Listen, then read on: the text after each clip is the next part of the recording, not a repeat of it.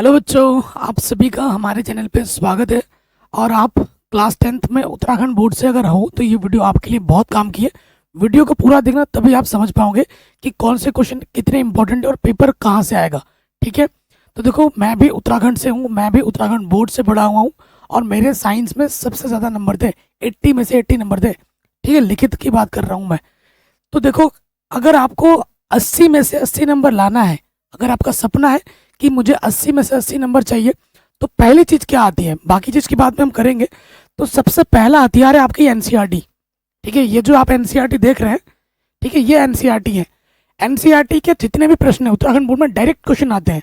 ठीक है, ये जो बॉक्स के क्वेश्चन आप देख पा रहे हैं, ये बॉक्स के जो क्वेश्चन है, और उसके बाद अभ्यास में जितने भी प्रश्न मिलेंगे, ठीक है, कोई भी प्रश्नावली होगी, ये अभ्यास में प्रश्न मिलेंगे। दिख रहा है आपको? तो ये आप अच्छे से पढ़ें सभी चैप्टर्स के। ठीक है, सभी चैप्टर के प्रश्नों को आप अच्छे से पढ़िए। अगर आप मैं बताऊं, मैंने सभी चैप्टर को ऑलरेडी पढ़ा दिया है। ठीक है, ये देख रहे हैं अम्ल क्षार एवं लवण, ये सभी जो चैप्टर हैं वन शॉट वीडियो में। अगर आप रिवाइज करना चाहते हैं, अगर आपने पढ़ा नहीं है, भूल चुके हो, आपको एक बार में रिवाइज करना है, तो ये सारा चीज़ मैं पढ़ा चुका हूँ। प्लेलिस्ट की लिंक्स मिल जाएगी डिस्क्रिप्शन में। एक एक घंटे की वीडियो है, आप आराम से निपटा सकते हो, एक बार में ही सारा कुछ समझ में जाओगे। और सभी चैप्टर के इंपॉर्टेंट क्वेश्चन की मैंने अलग से प्लेलिस्ट बना दी है, ये वाली, इसकी भी लिंक्स मैं डाल दूंगा डिस्क्रिप्शन में।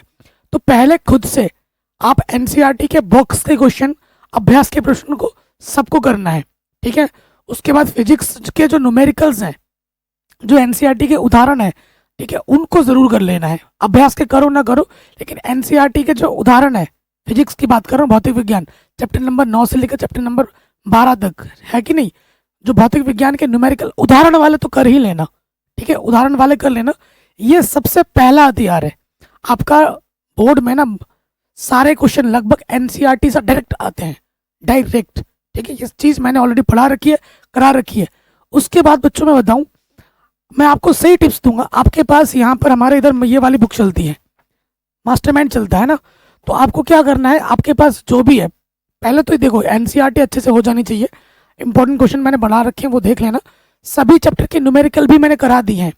जो आंकिक प्रश्नों की आप बात कर रहे हो ना, अगर आपसे ज़्यादा नहीं हो पा रहे, तो उन न्यूमेरिकल्स को आप कर लो जो बोर्ड एग्जाम में पूछे गए हैं। PYQ कहते हैं इसे अंग्रेजी में। जो क्वेश्चन पेपर है ना, क्वेश्चन पेपर अगर आपके पास नहीं है, तो वो मैं आपको प्रोवाइड करा दूंगा। टेलीग्राम की लिंक्स मिलेगी डिस्क्रिप्शन में, वहाँ पे मैं सारे क्वेश्चन डाल दूंगा, क्वेश्चन पेपर डाल दूंगा। और उस क्वेश्चन पेपर में जितने भी न्यूमेरिकल हैं उनको तो कर ही लेना है। बाकी मैंने चैप्टर वाइज न्यूमेरिकल करा रखे हैं, लिंक्स पर डाल दूंगा पहले चैप्टर वाइज की डिस्क्रिप्शन में, उनको देख लेना। आराम आराम से समझा रखा है और वहीं से एग्जाम में आएगा।